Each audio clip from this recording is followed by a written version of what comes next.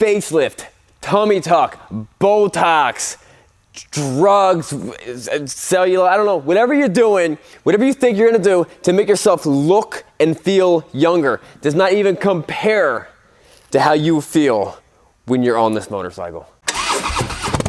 What's up, guys? I'm Sean from Srkcycles, and this is the most beautiful cafe racer motorcycle I have ever seen in my life. This is a 2013 Moto Guzzi. Don't say Guzzi. You can't say Guzzi. We're Americans. We do whatever we want. You know what I mean?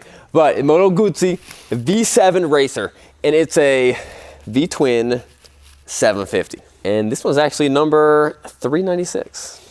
That's like my special number, maybe. And if you don't know anything about Moto Guzzi, well, you're like everyone else, because it's not a very popular, it's not a very known company. But in actuality, it is the longest continuous motorcycle manufacturing company in Europe. It started in 1921.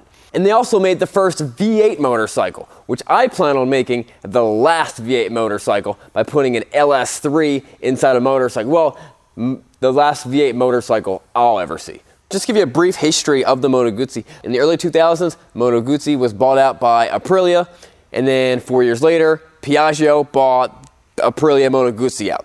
So now that's why you see Moto Guzzi sold with Aprilias and Piaggios and then Vespas. In my opinion, it is one of the best Italian motorcycle manufacturers. Now, Moto Guzzis are not known for their performance or stuff like that. They're kind of known for style and the uniqueness of it. The first Moto Guzzi I sold was a Norge GT, and I sold it to a guy who used to own a BMW dealership. And I was like, why would you buy this why don't you buy a BMW? He's like, these are unique. There's something quirky about them, and they're fun, and I just love them. And that's a great way to describe them. So enough about Moto Guzzi. Let's talk about this specific motorcycle. Chrome finished tank with a leather studded strap. Single microfiber suede seats, seat cowl with number plate. The number plate looks awesome, but you and all your buddies are all number 7. So I guess what you could do is put like a 07 or a number before this, like 27 or a 22 or something like that, or you make that a Z, you know, so then you're not all you don't want to all be the same number. To be honest with you, any bike that has a functional leather strap on it is just awesome in my book. I think it's the coolest looking thing. You go into a Moto Guzzi store, you're like, I wore out my leather strap. So this thing is rocking a 744cc V-twin this way, not this way. And the engine makes, depending on what website you look at, 27 horsepower or 50 horsepower. When we get it out on the test drive, I'll have a pretty good idea of what that is. It's a pretty big difference. If you notice down here, it actually has a GuzziPower.com. It's actually an oil pan spacer to give you it looks like maybe an extra quart or two down in the oil pan, which is actually kind of cool. I wonder how much that costs. You do that because it's oil cooled, and you want more oil getting cooled. You know, the larger the system is, the more it's gonna, keep the thing cool. Another unique part about this bike is the swing arm and drive shaft is the same piece. Actually, look, that's really cool. Because normally on a cafe bike like this, you would expect a belt or a chain. And unlike some bikes that have what looks to be large tanks, but it's actually pretty small, this is a 5.8 gallon tank, which gives this bike a range over 300 miles. Now, I'm gonna be honest with you guys. This is the motorcycle that everyone tries to, if they want to retrofit their cafe bike, this is what they're going for. They never actually make it. Just buy one of these. This is a beautiful bike. I've never seen a prettier looking cafe bike. Even though Triumph is kind of like the standard for the cafe motorcycle, this is just so much better. Look, I love this thing. Yo, Sean, are you crying? It's just so pretty. Now, it's pretty rare that you see a chrome tank. This is honestly probably one of the only ones I've ever seen. But what's also unusual about this bike is how no one's talking about the seat. So everyone talks about the solo seat with this thing on here, with the number plate on the back. And I asked the owner, I said, can you take that off? And he actually didn't think so. But when you put the key in the side, there's a couple bolts down here, and the number plates just come off, and there's still just more leather seat on the back. So you could put someone back there. It's kind of a hump that goes down, but there's no real spot to put their feet. So they gotta wrap their legs around you, and they're probably gonna scuff up the tank. So you might as well just ride solo. Or you sit here and they're facing, no, that's probably a bad idea. So to be honest with you guys, the bike's so good looking, I really don't care how it drives. It could be the worst driving motorcycle I've ever seen, and I would still love the bike. I mean, if I had to walk this thing, if everywhere I went, I just walked it around. I'm still pretty excited that I get to walk around this cool bike. So I really didn't mention the ergonomics on this bike. Pegs are fairly far back. The front end is actually pretty high up, so you're not reaching down very far. It's actually a really comfortable bike. I'm over 6 feet tall. I feel good. My shins are probably hitting the tops of the valve covers a little bit, but I don't care. We'll see how it goes. I kind of feel bad taking this thing in the rain. Probably never been in the rain ever. Oh well. I love that feel, that V-twin. All right, before we go, let's do the Bible verse real quick. Matthew 7:12, in everything, therefore, treat people the same way you want them to treat you, for this is the law and the prophets. So it's nice to ride something new and different. It's a very different, unique feeling bike. Just revving the bike up, the throttle feels super cool, man. I like this bike. This is cool. The way you sit on it, the stance of the bike is fun.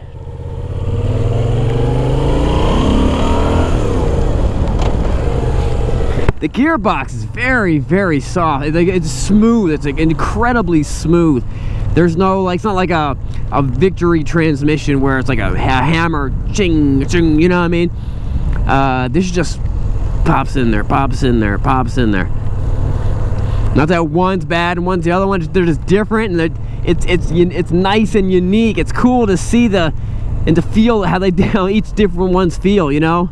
Now, we're not going to do it a 0 to 60 because it's just raining and we're not going to be able to get anything. And I keep on undershifting second gear and popping it right into neutral. Actually, the transmission feels very similar to what I would,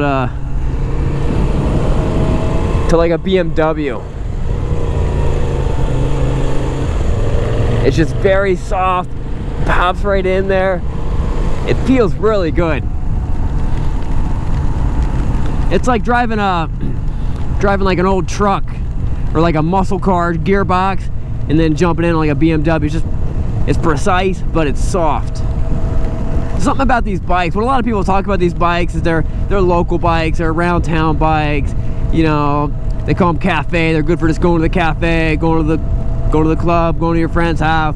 And honestly, what most people do with them is they don't do anything with them. They just ride up to a place and they sit and they drink coffee and they let their bike sit and look nice and pretty. I think it's a waste. I think this is an amazing machine. This thing is a blast to drive. And you know what? If it can do anything close to highway speeds, I think this thing is an awesome, just be a great bike to take a huge road trip on. I mean, that's an adventure. Look, you got a windshield. That's all the windshield you're ever gonna need. As pretty as this motorcycle is, this bike needs to be covered in dirt, covered in dust, and that needs to say 390,000 miles on it. Because that's what it's made for. You see that little bird right there, that eagle? Maybe it's an eagle, I don't know. That thing's not just sitting down. That sucker's flying. They also make a really cool like bullet fairing for this thing to give it even more that racer look. Look at that big puddle. Now it's true this thing's not going to win any speed competitions, any races or anything like that. But that's not what it's made for. It's classic. It's an old style looking bike. It's quick. I'll get on it. I'll get on the highway. I won't do a 0 to 60, but I will get on it and see how it pulls through a couple gears.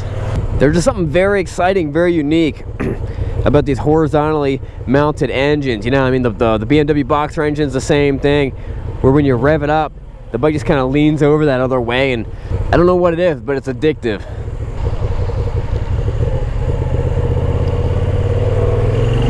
All right, let's do it.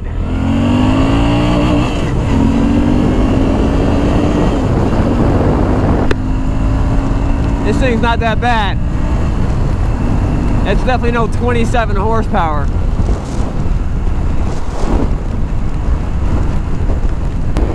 Oh yeah, you could totally do a big trip with this. This thing feels great on the highway.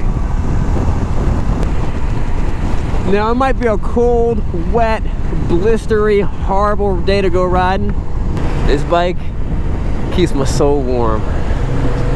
I'm wondering if the reason I like this bike so much is because this is a modern day, more comfortable, more powerful, bigger, just better in every way, maybe not more reliable, I don't know, version of my 1969 or 1967, I forget, Honda CB77, my little 305 Honda.